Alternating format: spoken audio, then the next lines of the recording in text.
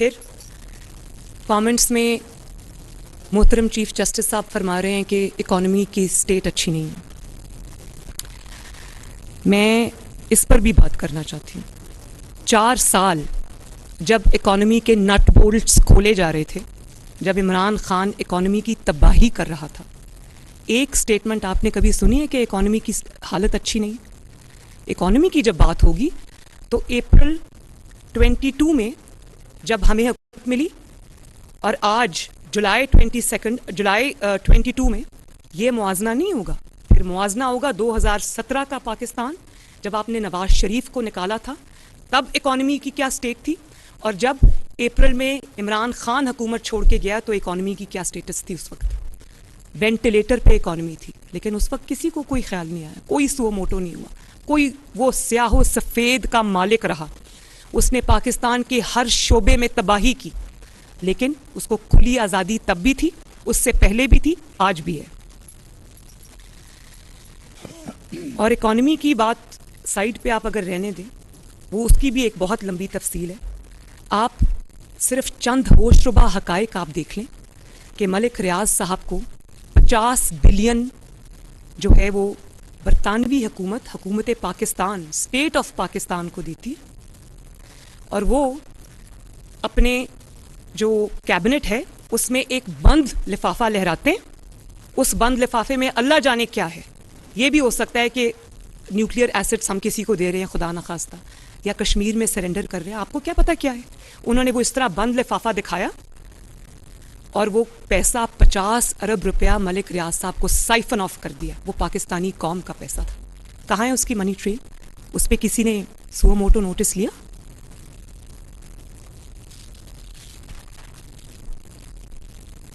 اور معیشت کی بھی اگر آج آپ بات کریں تو معیشت کے خرابی کے سارے تانے بانے 2017 میں جب آپ نے ایک چلتی ہوئی حکومت کو، جس میں ہر انڈیکیٹر معاشی اوپر جا رہا تھا، آپ نے اس کو ڈی سٹیبلائز کیا. اس کے تانے بانے بھی کورٹ کے فیصلوں سے ملتے ہیں.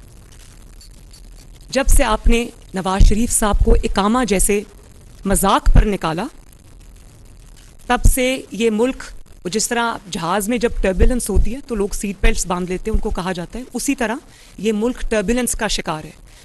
2017 کے بعد سے لوگوں نے سیٹ بیلٹس کھولی نہیں ہیں آج تک. ایسا ملک وہ ہلا کہ اب سنبھلنے میں نہیں آ رہا. جے آئی ٹیز بنی، پاکستان کی تاریخ کی پہلی جے آئی ٹی تھی. واٹس ایپ کالز پہ وہ جے آئی ٹی بنی، ایک ایک تفصیل سامنے آئی.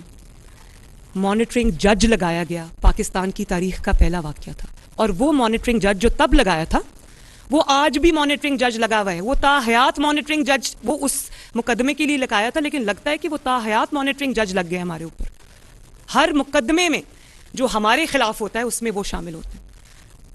تو باقی کی سپریم کورٹ میں اتنے زیادہ ججز ہیں، فاضل ججز ہیں، انصاف کرنے والے ججز ہیں، اچھی ریپوٹیشن کے مالک ججز ہیں، کسی بھی شک و شبہ سے بالا تر ان کی انٹیگریٹی ہے، وہ والے ججز ہیں. ان کو کیوں اس میں شامل نہیں کیا جاتا؟ 1 یا 2 ججز جو ہمیشہ سے anti P M L N رہے ہیں، اینٹی گورنمنٹ رہے ہیں، بار بار اسٹیبلش ہوئے ہیں، انہی کو اس بینچ میں بٹھا دیا جاتا ہے. تو جس طرح میچ فکسنگ ایک جرم ہے، اس طرح بینچ فکسنگ بھی ایک جرم ہے. اس پہ بھی سو موٹو ہونا چاہیے. اور پھر کیا کیا القابات سے سپریم کورٹ کے ججز نے، 5 ججز نے ہمیں نہیں نوازا. God father, Sicilian mafia, Shakespeare کے ڈرامے سے نکال کے وہ چیزیں لے کر آئے. کبھی کسی نے تاریخ میں نہیں سنا. اور اتنے بڑے بڑے القابات نوازا اور نکلا اور پوری دنیا میں کھوجی دوڑا دیے کہ نواز شریف کے خلاف کوئی ثبوت لے آؤ، سٹنگ پرائم منسٹر کے خلاف ثبوت لے آؤ. ثبوت ہوتا تو ملتا نا. جہاں گناہ ہوتا ہے، جہاں جرم ہوتا ہے، اس کا ثبوت ہمیشہ ہوتا ہے. کچھ نہیں ملا. اور پھر آخر میں سسیلین مافیا، گاڈ فادر، سب کچھ کہہ کے اور آخر میں ایک اقامہ پر چلتا کیا. اور مائی لارڈشپس، میں آپ سے بہت احترام کے ساتھ کہتی ہوں کہ جس عدالت میں پیناما کا کیس چل رہا تھا، اسی عدالت میں اس بینچ پہ بیٹھے ہوئے ایک جج نے، جسٹس کھوسا نے، میں XYZ نہیں کہتی، میں نام لیتی ہوں، جسٹس کھوسا نے عمران خان کو کہا کہ سڑکوں پہ کیا مارے پھر رہے ہو، میرے پاس لے کے آؤ پٹیشن، میں سنتا ہوں. دیر بائی میننگ کہ नवाज शरीफ को निकालना चाहते हो और मैं तुम्हारी मदद करूँ, हम निकालते हैं। और फिर दुनिया ने देखा कि वो निकाला गया उनको उसी अदालत में। इससे बड़ा मजाक क्या होगा कि उसी अदालत में, सुप्रीम कोर्ट के कोर्ट रूम नंबर 1 में डिक्लेयर्ड इश्तिहारी इमरान खान, जो डिक्लेयर्ड इश्तिहारी था, वो उसी कोर्ट रूम नंबर 1 में फाजिल जजेस के सामने पेश होता था, पेश नहीं होता था, बैठ के पनामा की प्रोसीडिंग्स देखता था, तालियां बजाता था, छलांगे लगाता था, और किसी में इतनी टांग पे टांग रख के बैठा पूरी पनामा की कार्रवाई देखता था, क्योंकि उसको पता था आखिर में फैसला क्या आएगा। कभी किसी जज ने उसको पूछा कि भाई तुम इश्तिहारी हो, तुम यहाँ कोर्ट रूम नंबर 1 में क्या कर रहे हो? वो हमारा मजाक तो नहीं उड़ा रहा था, वो कोर्ट का मजाक उड़ा रहा था, वो इंसाफ का मजाक उड़ा रहा था, वो अदल का मजाक उड़ा रहा था, वो उन जजेस का मजाक उड़ा रहा था जो 5 बेंच का स्क्वाड बैठा हुआ था, उनका मजाक उड़ा रहा था कि देखो मैं इश्तिहारी हूँ, मैं तुम्हारे पास हूं, लेकिन तुम्हारे अंदर इतनी हिम्मत नहीं कि तुम मुझे कुछ भी कह सको। और फिर बात वहां पर नहीं रुकी। आप ये देखें कि हमें तौहीन अदालत में हमारे कितने लोगों को चुन चुन के बाहर किया गया, हालांकि तारीख गवाह है कि उनमें से किसी ने कोई तौहीन अदालत नहीं की थी। तलाल चौधरी, दानियाल अजीज साहब, सबकी बात आप ले आए, आज तक डिस्क्वालिफाइड हैं वो। और अगर आपको पता नहीं है कि तौहीन क्या होती है तो मैं बता देती हूँ। वो वीडियो सब ने देखी, बहुत तकलीफ हुई वो वीडियो देखकर। तनकीद भी तमीज़ के दायरे में रहकर हो तो वो तनकीद अच्छी लगती है, इश्यूज़ पे बेस्ड अगर तनकीद हो तो अच्छी लगती है। लेकिन आपने भी वो वीडियो देखी है, मेरे फ़ोन में है, कहीं तो दिखा देती हूँ। हम सब ने वो वीडियो देखी है।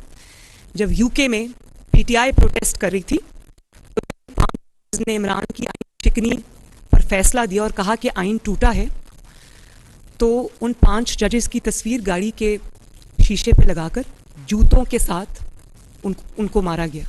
पूरी दुनिया में ने वो वीडियो देखी। तौहीन इसको कहते हैं। किस पर लगी तौहीन? बल्कि उन्हीं के हक में फैसले आ रहे हैं। तो क्या अब फैसलों का या इंसाफ का म्यार होगा कि देखते हैं सबसे बढ़ के गाली कौन देता है, सबसे बढ़ के बदतमीज़ी कौन करता है, सबसे बढ़ के गुंडागर्दी कौन करता है? तो फिर इस म्यार पे तो एक ही इंसान पूरा उतरता है, उसका नाम है इमरान खान। तो अगर आपने पाकिस्तान के अंदर ये वाला माहौल लेकर आना कि जो सबसे बढ़ के गाली देगा फैसला उसी के हक में आएगा, जो सबसे ज़्यादा बुली करेगा इदारों को फैसला उसके हक में आएगा, अगर आप तनकीद से इतना डरते हैं तो आप सोचें कि ये मुल्क कहाँ जा रहा है, इंसाफ की क्या स्टेट है।